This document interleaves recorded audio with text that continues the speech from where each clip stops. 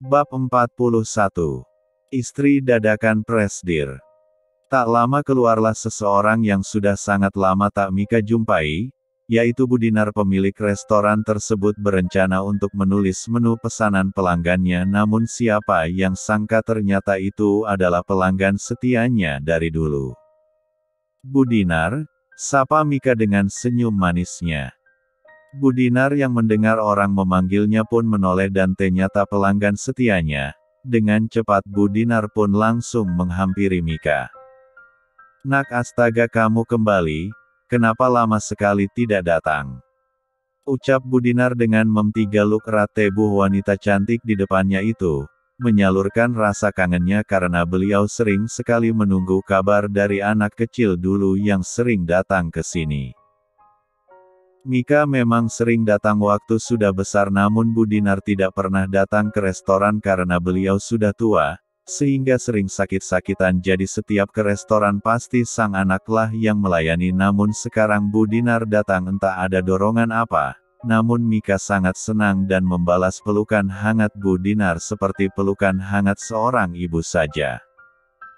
Mika menangis di sana. Di dalam pelukan Budinar rasanya dia seperti sedang berpelukan dengan mamanya saja. Jika saja mamanya masih hidup, mungkin Mika akan banyak bercerita dengan sang mama, bercerita banyak hal tentang betapa ketirnya hidup ini.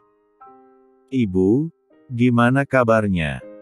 Tanya Mika setelah melepas pelukannya.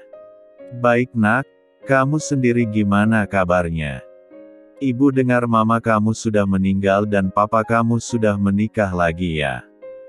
Sahut Budinar. Iya bu, jawab Mika sedih. Budinar juga sedih mendengarnya karena dulu keluarga Mika adalah keluarga idaman bagi banyak orang, apalagi para pengunjung tetap di restorannya. Mereka kenal dengan keluarga harmonis tersebut dan merasa iri, namun siapa sangka keluarga yang dulunya begitu harmonis malah berubah menjadi keluarga yang hancur berantakan. Setelah melepas kangen, Budinar segera menulis pesanan Mika dan segera pamit untuk menyiapkannya. Mika menunggu dengan tenang pesanan yang dia pesan. Di sisi lain Melvin sedang berada di kantor, tiba-tiba teleponnya berdering menandakan ada telepon masuk. Melvin melihat ternyata itu dari Pak Ilham, supir pribadinya yang dia suruh untuk mengantar anak istri kemanapun. Melvin memang menyuruh kepada Pak Ilham agar memberitahukan kemana saja sang istri pergi agar Melvin bisa lebih mudah untuk melacak keberadaannya. Halo? Ada apa Pak? Tanya Melvin to the point saja.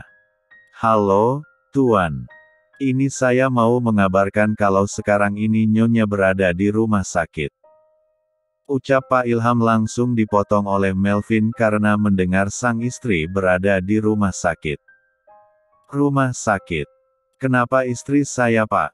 Seru Melvin, sangat merasa khawatir, bahkan dia belum tahu Pak Ilham akan mengatakan apa, namun sudah dipotong saja. Bukan Nyonya yang sakit Tuan, tapi papanya Nyonya sakit. Tadi si mansion Nyonya dapat telepon dari sekretaris papanya dan bilang kalau papa dari Nyonya sekarang berada di rumah sakit, sahut Pak Ilham di seberang telepon. Melvin pun merasa lebih tenang karena setidaknya bukan sang istri lah sakit, tapi mendengar papa dari sang istri yang otomatis adalah papa mertuanya sakit. Melvin pun setelah menutup telepon dari Pak Ilham, dia pun menyuruh Angga untuk mencari tahu kebenaran tentang sakit sang papa, karena setahunya papa mertuanya itu tak memiliki riwayat penyakit berbahaya kecuali penyakit faktor umur saja. Tak lama Angga pun datang dengan membawa informasi yang sudah dia dapatkan dari anak buahnya. Jadi Tuan Alan tidak memiliki penyakit berbahaya, tetapi beliau masuk rumah sakit dari pernyataan dokter. Beliau mengalami patah tulang bagian kaki karena benturan keras dan juga beberapa jahitan di kepala dan tangan, dan adanya luka lebam di tubuhnya. Dari analisa dokter sepertinya Tuan Alan mengalami jatuh di tempat yang sangat berbahaya dan mungkin sangat tinggi, karena melihat luka yang beliau alami. Sahut Angga menjelaskan. Bagaimana bisa? Tanya Melvin. Itu yang ingin saya kasih tahu kepada Anda Tuan. Kami mendapatkan rekaman CCTV di mana jatuhnya Tuan Alan memang disengaja oleh istri dan anaknya yaitu Jenny dan juga Amel. Jawab Angga memberikan iPad kepada Melvin, yang menampakkan rekaman CCTV di sana di mana mereka sedang berusaha mendorong papa mertuanya, agar jatuh dari tangga rumahnya dari belakang sehingga papa mertuanya tidak tahu. Kalau kalian tanya bagaimana bisa mereka memasang CCTV di rumah tersebut. Jawabannya adalah Melvin memang menyuruh mereka, untuk memasang beberapa sekitar 2-3 CCTV untuk memantau bagaimana pergerakan keluarga tidak tahu malu itu, apalagi mereka bisa saja menyakiti sang istri sehingga lebih baik berhati-hati. Dia sudah memasang CCTV tersebut sudah cukup alam sekitar 1 minggu setelah dia menikah. Dengan berpura-pura mengirimkan vas yang memang dibeli oleh Jenny, Melvin berkoordinasi dengan penjual yang ternyata adalah dari pabriknya. Bukankah itu suatu kebetulan? Dan Tuan, ada lagi satu hal yang mungkin Tuan akan tidak senang melihatnya. Ucap Angga. Apa itu? Tanya Melvin. Angga pun menggeser iPad tersebut berganti ke layar berikutnya di mana di sana ada Mika dan ibu dan kakak tirinya di depan kamar pasien. Baru saja melihat Melvin sudah disuguhkan kejadian yang tidak biasa, di mana sang aktris ditampar cukup keras hingga B1 birnya bertempat rah membuat Melvin menggeram kesal hingga dia tanpa sadar mengepalkan tangannya. Namun tak lama dia melihat sang istri membalas tamparan dari ibu tirinya pun membuat Melvin menyunggingkan senyum di B1 birnya. Segera Melvin mengambil teleponnya dan menghubungi Pak Ilham, untuk mencari tahu di mana sekarang keberadaan sang istri. Namun Pak Ilham mengatakan bahkan Mika sudah tidak ada di rumah sakit melainkan di sebuah restoran. Melvin pun menyuruh Pak Ilham untuk mengirimkan lokasi sang istri. Angga, batalkan semua kegiatan saya hari ini. Ucap Melvin kemudian pergi meninggalkan kantornya. Angga hanya bisa pasrah saja dan mengikuti tuannya membatalkan kegiatannya. Hari ini adalah hari ini mereka ada rapat dengan klien namun ya sudahlah bagaimana lagi. Melvin mengendarai kendaraan sendiri menuju ke lokasi yang dikirim oleh Pak Ilham. Raka lama dia sampai di sebuah gang yang di sana banyak pertokoan hingga Melvin berada di ujung gang terdapat restoran kecil di Amna ada Pak Ilham di sana. Tuan, sapa Pak Ilham saat Melvin baru saja keluar dari mobil mewahnya. Bapak pulang saja biar saya saja yang menemani Mika, sahut Melvin. Baik, Tuan. Setelah itu Melvin pun masuk ke restoran tersebut dan mencari keberadaan sang istri yang ternyata berada di pojokan tempat duduk. Melvin menghampiri Mika yang melamun sendirian di sana sambil membayangkan betapa menyenangkannya masa lalunya yang sangat ingin ia ulangi lagi bersama mama dan papanya. Melvin tiba-tiba duduk di sana di depan sang istri membuat Mika menoleh ke arah gerakan tersebut. Ternyata itu adalah sang suami yang sudah berada di depannya. Dari tadi dia memang membutuhkan orang yang bisa menghiburnya, dan ternyata Melvin malah sudah datang membuat Mika tidak bisa menghilangkan senyum bahagianya, dan ada genangan air mata di pelupuk matanya saat Melvin tiba-tiba saja menggenggam tangannya erat. Karena melihat sang istri akan menangis Melvin pun langsung pindah posisi berada di samping sang istri memeluk erat tubuh ringkih itu yang sudah membawa beban yang sangat berat, ditinggalkan oleh orang tua yang sangat dia cintai hingga keluarganya terpecah belah dan dia harus membiayai hidupnya sendiri. Membayangkannya saja membuat Melvin tidak habis pikir, bagaimana bisa Mika bertahan selama itu sendirian tanpa ada teman curhat. Bahkan teman yang menghiburnya karena dia lebih suka memendamnya sendiri tanpa bercerita kepada semua orang. Mendapat P3 lukan hangat dari sang suami tak mau air mata itu pun lolos keluar dari mata Mika, semua beban rasanya langsung luruh dengan semakin derasnya air mata yang keluar. Tumpahkan semuanya sayang, ucap Melvin. Tak lama Mika sudah mulai tenang dan melepas pelukannya dari Melvin. Dia merasa bersalah karena air matanya ke meja Melvin harus basah karena air matanya itu. Udah lega? Tanya Melvin mengelus surai sang istri dengan lembut. Maaf, lirih Mika takut. Maaf kenapa? Tanya Melvin yang tidak mengerti. Gara-gara aku baju kamu jadi basah, gumamnya namun masih bisa Melvin dengar dengan jelas. Ini gak apa-apa kok sayang, yang penting kamu udah gak sedih lagi kan? Ucap Melvin dan diangguki oleh sang istri. Iya, makasih ya udah mau datang dan menghibur aku. Ucap Mika dengan tulus berterima kasih. Iya, sayang. Balas Melvin kemudian mencium kening sang istri merasa senang karena Mika sudah mulai ceria lagi. Melvin merasa senang karena dia berhasil menghibur sang istri dan membuat sang istri kembali ceria lagi. Tak lama makanan pun datang, Bu Dinar yang melihat di depan Mika sudah ada pria tampan pun saling berpandangan dengan Mika seperti meminta penjelasan dan Mika pun mulai paham. Siapa nak? Tanya Bu Dinar kepada Mika. Oh ini Melvin bu suami saya, ucap Mika dengan senangnya memperkenalkan kepada ibu pemilik restoran tersebut. Melvin, ucap Melvin mengulurkan tangannya. Bu Dinar nak, jawab Bu Dinar dengan tak mengedipkan matanya sama sekali karena ketampanan pria di depannya. Wah suami kamu tampan banget nak, ucap Bu Dinar terpesona. Terima kasih Bu, jawab Melvin merasa malu karena dilihat terus dari tadi. Ibu jangan dikasih tahu dulu ya Bu, apalagi sama orang-orang, soalnya saya masih belum kasih tahu yang lainnya, ucap Mika dan diangguki oleh Bu Dinar yang paham pasti ada alasannya kenapa Mika merahasiakan pernikahannya. Iya nak, kamu tenang saja ibu gak komber kok. Jawab Bu Dinar. Terima kasih Bu. Ya udah buruan dimakan, ibu mau ke dapur lagi. Semoga kalian suka ya, pamit Bu Dinar. Iya, Bu. Bab 42.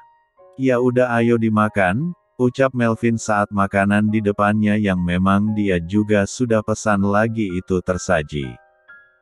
Iya, balas Mika kemudian memakan makanan tersebut. Mereka makan dengan tenang. Sesekali Melvin juga melihat ke arah sang istri di mana ada luka di sudut bibirnya karena tamparan di rumah sakit tersebut. Melvin tidak langsung bertanya, dia memilih untuk nanti saja karena dia ingin sang istri lebih tenang dan menikmati makanannya. Sudah selesai? Tanya Melvin saat Mika sudah menghabiskan makanannya. Iya, jawab Mika singkat. Ya udah ayo kita pulang, ajak Melvin dan diangguki Mika. Melvin pun segera berdiri untuk membayar di kasir. Awalnya Mika menolak karena dia yang ingin ke sini, tetapi Melvin tidak mau dan mengatakan bahwa dia yang akan membayar. Setelah membayar, Melvin dan Mika pun keluar, tapi sebelum itu mereka berpamitan kepada Bu Dinar di sana. Kapan-kapan mampir lagi ya nak, tutur Bu Dinar. Iya, Bu. Saya usahakan, jawab Mika. Kemudian mereka pun pergi dari sana dan kembali menuju ke mansion. Sampai di mansion, Melvin pun menghentikan sang istri yang akan keluar dari mobilnya. Ada apa? Tanya Mika melihat ke arah sang suami. Apa kamu gak mau jelasin aku sesuatu? Tanya Melvin. Jelasin apa? Tanya Mika bergantian. Namun saat dia melihat sang suami, tiba-tiba saja Mika sadar kalau dia belum menjelaskan semuanya, mulai dari sang papa sakit hingga tamparan yang dilayangkan oleh ibu tirinya itu. Pasti Melvin sudah melihat sudut bibir aku, gumam Mika di hatinya. Mika pun dengan lembut menjelaskan semuanya di dalam mobil tersebut, mulai dari papanya sakit hingga tamparan, dan berakhirlah dia di restoran Bu Dinar tadi. Mika juga menceritakan tentang keluarganya yang suka datang dulu dan makna restoran tersebut untuknya. restoran yang memberikan kenangan indahnya sebuah keluarga dulu dan restoran yang mengingatkan sang mama. Melvin segera merengkuh sang istri ke dalam pelvikannya, mencurahkan seluruh simpatinya karena sang istri juga mau jujur tidak ditutup-tutupi. Sebenarnya Melvin sudah tahu semuanya namun dia ingin sang istri jujur kepadanya dan ternyata sang istri memang jujur kepadanya. "Yuk masuk," ajak Melvin setelah melepas P3 lukannya kepada sang istri. Mereka masuk ke dalam mansion dengan mesranya, dengan Mika menggandeng tangan kekar sang suami. Keesokan harinya Mika sudah bangun menyiapkan sarapan untuk sang suami, sedangkan Melvin masih tidur lelap di kamar. Tak lama Angga sudah datang untuk menjemput tuannya, segera Mika ke atas dan benar saja sang suami sudah rapi saja sehingga Mika tidak terlalu bersusah payah untuk membangunkannya. Setelah itu mereka sarapan. Awalnya Mika mengajak Angga untuk sarapan bersama karena Mika tahu kalau Angga tidak akan pernah sarapan dari apartemennya dan pasti makan di mansion, tapi Angga menolak dan memilih ikut makan di pavilion belakang di mana para karyawan akan makan di sana. "Sayang, kamu kapan udah masuk kerja?" tanya Melvin setelah sarapan. "Besok aku udah masuk," jawab Mika. "Kalau begitu nanti malam kamu ikut aku bertemu kolega bisnis aku ya, dia adalah salah satu kolega lama aku yang juga sahabat papa. Beliau datang dari negara C dan ingin datang menemui aku dan juga istriku," sahut Melvin membuat Mika tersedak karena dia tadi sedang minum. "Hati-hati sayang," ucap Melvin menepuk punggung sang istri pelan. "Emangnya beliau udah tahu kalau kamu udah menikah?" tanya Mika. "Belum," jawab Melvin singkat tapi tetap tenang membuat Mika tak habis pikir. "Makanya aku mau ngajak kamu bertemu sama beliau karena beliau sekarang berada di sini dan ingin bertemu denganku. Beliau juga datang bersama dengan istrinya," lanjut Melvin sebelum Mika berbicara. "Nanti jam 7 aku jemput. Nanti juga aku bakalan kirim kamu biodata tentang Pak Burhan dan istri," ucap Melvin lagi bahkan Mika tak sempat berbicara. "Iya," jawab Mika singkat karena mau bagaimana lagi coba. "Pintar. Ya udah kalau begitu aku berangkat dulu," pamit Melvin mengsatu kening sang istri setelah itu pergi dari mansion dan kebetulan Angga juga sudah berada di sana. Saat Melvin pergi barulah Mika mulai kerempongan dengan acara makan malam mendadak ini, padahal acara masih nanti malam namun Mika sudah bingung harus berpakaian seperti apa, karena Mika ingin memberikan sambutan yang hangat untuk kolega sang suami. Mika pun mulai menyiapkan keperluannya bahkan saat sore menjelang ternyata Melvin menyewa make-up artis terkenal dan juga memesankan gaun cantik sekali menurutnya dan pasti sangat mahal. Jam 6 sore Melvin sudah datang, dia memilih untuk mandi di bawah saja karena sang istri pasti sedang bersiap-siap. Melvin juga meminta tolong Angga untuk mengambil keperluan. Setelah bersih dan rapi dengan jasnya tak lama Mika juga sudah siap, dia pun segera turun. Baru saja terlihat tetapi langsung menyedot perhatian semua orang mulai dari asisten rumah tangga hingga asisten pribadinya, siapa lagi kalau bukan Angga, dan jangan lupa dengan Melvin yang terpesona akan kecantikan sang istri seperti tak salah pilih membuat Melvin menyunggingkan senyumannya. "Sayang," panggil Mika pelan saat dia sudah berada di depan Melvin, namun tidak juga mendapat respon membuat Mika menoleh lengan sang suami dan langsung membuat Melvin tersadar dari lamunannya. "Udah siap?" tanya Melvin dan diangguki oleh Mika. "Ya udah kalau gitu kita berangkat, Angga saya akan bawa mobil sendiri dan kamu bisa istirahat saja di pavilion daripada kamu di apartemen sendirian," tutur Melvin kemudian menggandeng sang aktris pergi tanpa menunggu jawaban dari Angga. Angga merasa senang saja, dia di mansion tuannya memang memiliki kamar di sana, sehingga saat dia ingin tidur di mansion dia bisa langsung ke kamarnya tanpa harus ke apartemen, namun tidak setiap saat karena dia lebih suka hidup sendiri. Melvin melajukan mobilnya menuju ke restoran mewah yang sudah dia pesan untuk jamuan kali ini.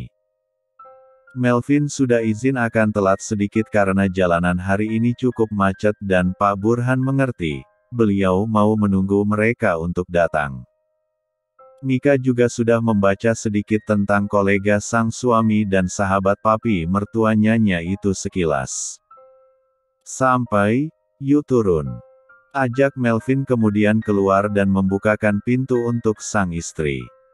Mereka berdua pun segera turun dan masuk ke dalam restoran. Pelayan yang menyambutnya pun segera mengantarkan mereka ke dalam ruang VIP yang sudah disediakan di sana. Setelah itu Melvin pun masuk diikuti Mika yang juga masuk, membuat Pak Burhan dan Bu Lila yang datang dari tadi pun mengernyitkan dahinya karena setahunya mereka hanya akan bertemu dengan Melvin. Pak Burhan sendiri dan sang istri yaitu Bu Lila sudah datang dari tadi dan sedang menunggu kedatangan anak dari sahabatnya itu. Om, Tante. Sapa Melvin menyalami kedua tangan orang tua tersebut diikuti oleh Mika. Setelah itu mereka semuanya pun duduk dan ruang VIP menjadi hening kembali. Tatapan pasangan parubaya itu pun terus ke arah Melvin kemudian berganti ke arah Mika dengan tatapan bingung. Ini siapa, Vin? Tanya Pak Burhan akhirnya tak sabaran. Oh ini? Kenalin Om Burhan, Tante Lila ini Mika istri saya, sahut Melvin dengan tenangnya, sedangkan kedua orang yang mendapatkan kabar tersebut pun terkejut bukan main. Om, Tante, Mika. Ucap Mika memperkenalkan dirinya. Istri. Kapan kamu menikah? Kok Joni gak ngabarin aku sih? Gerutu Pak Burhan atau Om Burhan karena Melvin memang kalau tidak sedang bekerja akan memanggil dengan panggilan Om dan Tante. Udah 2 bulan Om, tapi emang kami menikah tanpa ada yang tahu dan tidak ada resepsi juga, kami hanya ingin lebih sederhana saja. Jawab Melvin, padahal yang sebenarnya adalah karena tindakan Mika waktu itu. Wah, bagaimana bisa Om sama Tante gak tahu sama sekali, coba, gerutu Tante Lila. Hehe, iya, nanti kalau kita adain resepsi pasti bakalan kami undang kok Tante, jawab Melvin. Bener ya? Iya, Tante, tapi semoga gak isi duluan. Sambung Melvin langsung mendapatkan cubitan dari sang istri, sedang Om Burhan dan istri hanya tersenyum saja melihat tingkah pasangan pengantin di depannya itu. Ya udah kalau gitu kita lanjut makan malamnya aja kan Om, sama Tante jarang ketemu kamu apalagi sama menantu yang cantik ini, seru Tante Lila. Mereka pun dengan tenang menikmati hidangan yang sudah tersedia. Di sana sudah banyak makanan mulai dari makanan ringan hingga berat semua ada di sana. Satu meja sudah penuh dengan berbagai makanan. Setelah makan malam pun mereka saling mengobrol.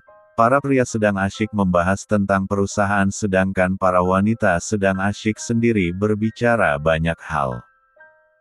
Tante Lila sangat senang karena Mika sangat ramah, bahkan Mika juga banyak bercerita tentang kehidupannya setelah pernikahan.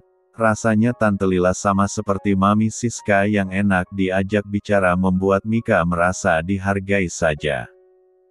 Makan malam dilakukan hampir 3 jam hingga sekarang tak terasa pukul 10 malam. Om Burhan pun pamit pulang terlebih dahulu karena besok beliau sudah harus kembali ke negaranya. Melvin, kami pulang dulu ya, salam buat papi dan mamimu. Mika, kamu pamit dulu, pamit Om Burhan. Iya, Om. Jawab Mika dan Melvin bersamaan. Sayang, Tante balik dulu ya, pamit Tante Lila sambil memeluk Mika kemudian ikut elegi meninggalkan Mika dan Melvin berdua saja. Untungnya sebelum pergi tadi Om Burhan sudah mengatakan bahwa mereka akan tutup mulut tentang pernikahan tersebut, dan akan merahasiakan sampai keluarga Wijaya sendiri yang memberikan berita tentang tersebut. Mereka juga tak lupa mendoakan supaya pernikahan Melvin dan Mika langgeng, dan segera mendapatkan momongan dan baik Mika maupun Melvin hanya bisa mengaminkan saja. Capek? Tanya Melvin karena melihat Mika menggerak-gerakkan kakinya dari tadi pasti capek menggunakan high heels dalam jangka waktu yang sangat lama. Enggak kok, udah yuk kita pulang. Ajak Mika. Mereka pun segera menuju ke mobil dan melajukan mobilnya meninggalkan restoran dan menuju ke mansionnya untuk kembali istirahat apalagi besok Mika sudah harus kembali ke kantor. Namun Mika juga senang karena dia bisa bertemu dengan kolega bisnis sang suami, dan juga sahabat dari mertuanya. Mengenal orang-orang baik rasanya Mika ingin melayang saja dibuatnya karena merasakan kehangatan sebuah keluarga lengkap ini.